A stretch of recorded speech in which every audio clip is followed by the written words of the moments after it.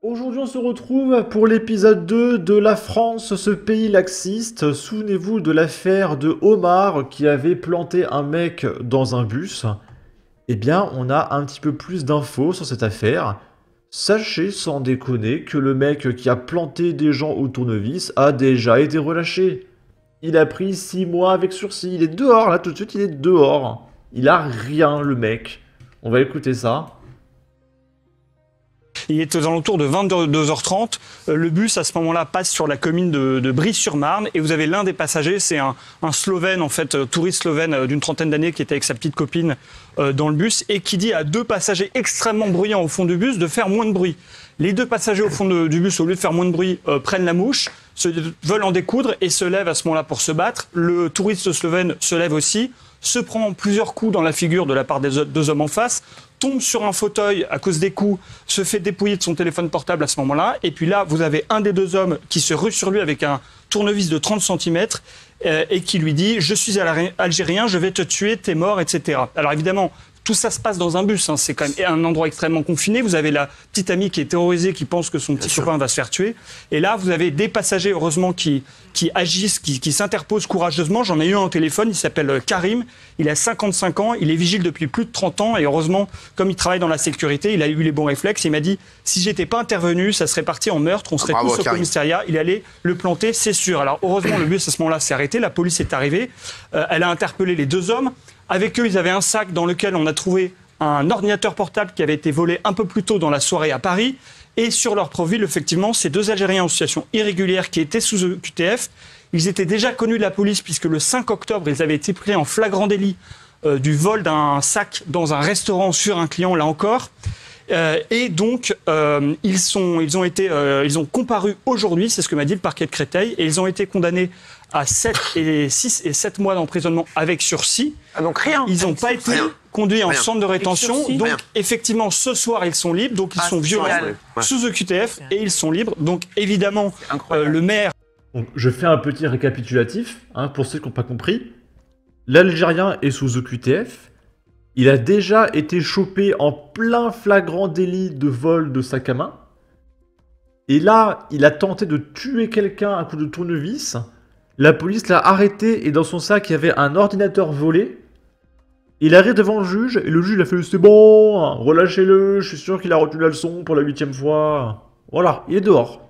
Là, il est immédiatement relâché dans la soirée. En fait, de la ville de Brie-sur-Marne, Charles Aslanguel est furieux. Il a d'ailleurs réagi sur les réseaux sociaux. Bravo à lui. Et lui, il dénonce, si vous voulez, le manque de contrôle de l'État des frontières, puisque selon ses chiffres, depuis 2020, sa police municipale sur sa commune a interpellé plus de 80 personnes en situation irrégulière, principalement pour des cambriolages de pavillons, des vols roulottes, des refus d'obtempérer, des conduites sans permis. Et donc, pour lui, évidemment, la situation est extrêmement alarmante. Alors il dit qu'il y a eu 80 interpellations de mecs en situation irrégulière. Mais vu que les mecs ils tuent des gens, ils sont relâchés. Bah peut-être que c'est le même mec qui revient en boucle. Ça se trouve là sur les 80 arrestations, c'est à peine 15 mecs différents. Mais qui ont tous été relâchés X fois et du coup ils récidivent, ils récidivent, ils récidivent. C'est absolument délirant, je sais pas comment c'est possible. Ensuite, on est à Auge dans le 32. On va parler d'un migrant clandestin ghanéen sous EQTF qui a été placé en centre de rétention administrative. Pourquoi? Parce qu'il a pointé un gamin. Il a pointé un gosse.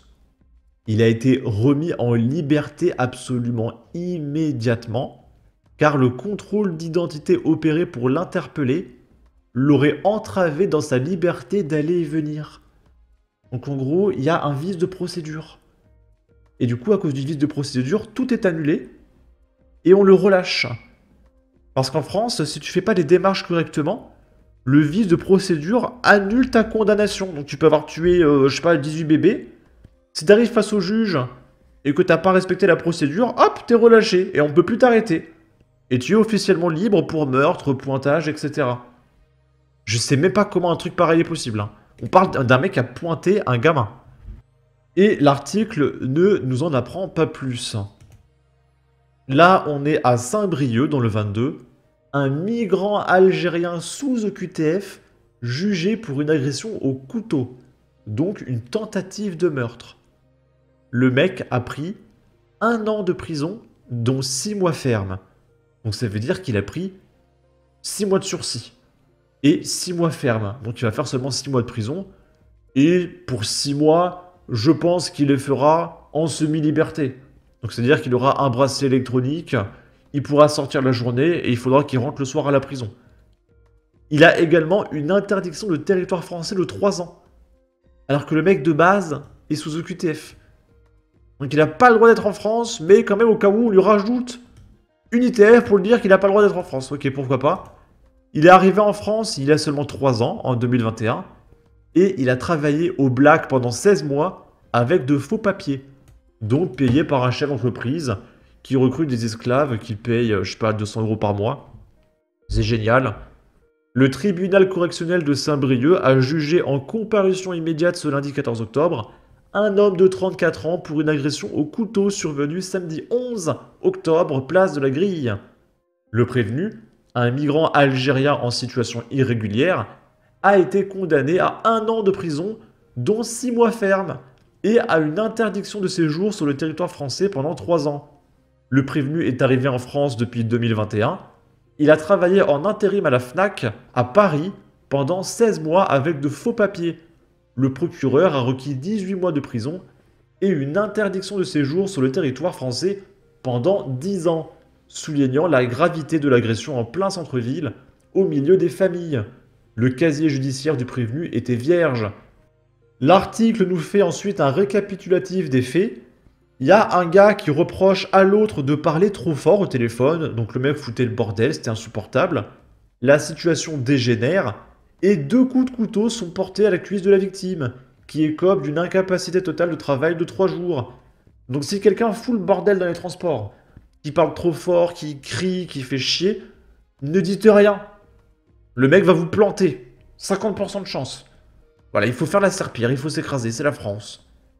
L'agresseur, en situation irrégulière, sous le coup d'une obligation de quitter le territoire français depuis 2023, affirme ce lundi à la barre du tribunal que c'est la victime qui l'a planté.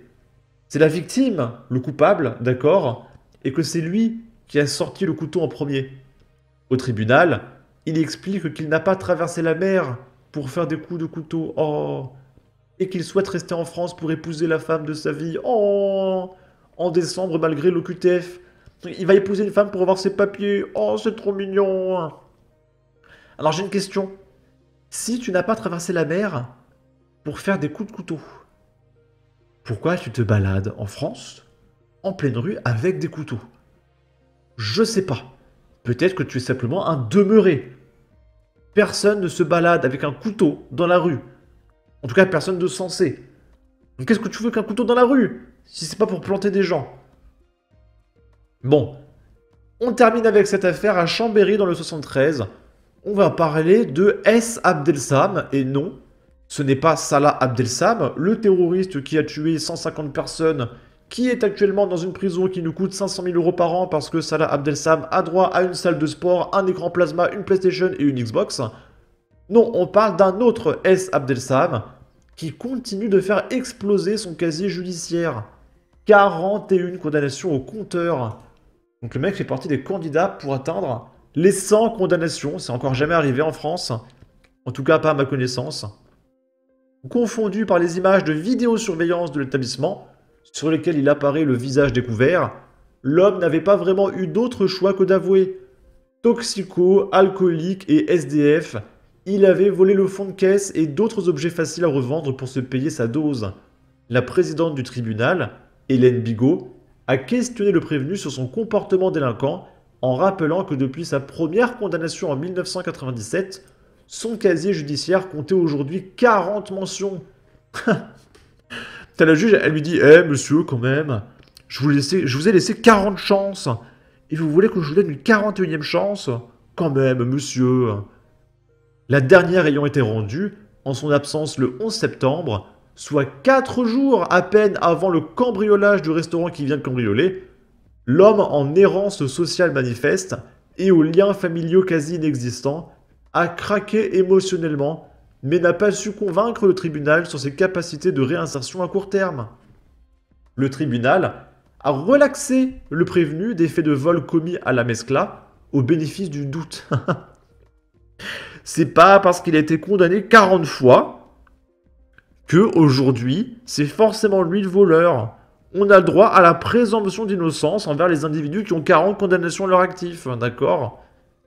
Abdelsam Saïkouk a été déclaré coupable des 2 autres vols et condamné à une peine de 15 mois de prison ferme avec maintien en détention payé par les impôts des Français, ajoutant une 40e mention à son casier judiciaire.